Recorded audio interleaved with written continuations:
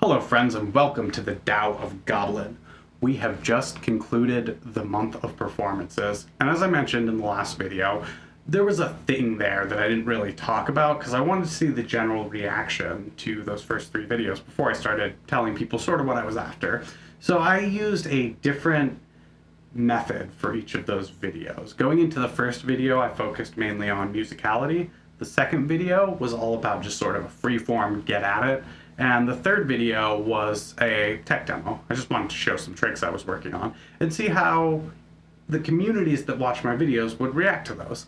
I got some kind of interesting results and I wanted to share them with you. The first video went over very, very well with my dad's friends. Generally a slightly older audience. No offense meant, guys. But yeah, your slightly older audience didn't go over as well with my direct friends. Didn't go over well at all with the juggling community. I posted that on Reddit and got a lot of people saying that it was very repetitive feeling. I thought this was interesting because when I released the second video, I got a lot more responses telling me that it felt more dynamic, more interesting, more tricks were represented. I think if you go back and look though, you'll find that the first video actually had a substantially higher density of different tricks. So that was kind of an interesting thing. I don't know quite what the cause was. I think the higher throws I used in the second and the columns variations went over better with the juggling community. So that was kind of interesting. The third video went over really well with my direct friends, people that know me in the real world. Part of that I think has to do with the music selection, which was drum and bass, and people in my life generally associate me with drum and bass. I played drum and bass once upon a time. I wasn't that good. You wouldn't know about me. It's okay. Anyway, so I thought it was interesting how the different audiences reacted to it.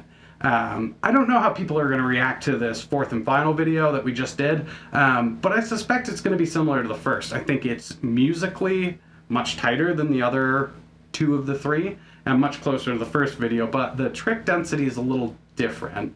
There's also a thing there about how music might be affecting people's perception of the juggling that was done. If you find the music more repetitive, you might find the juggling more repetitive just by nature. So there's some interesting analysis to be done there as well. I do want to talk a little bit about the process of improv. I'm actually going to release 2 more videos this week as well.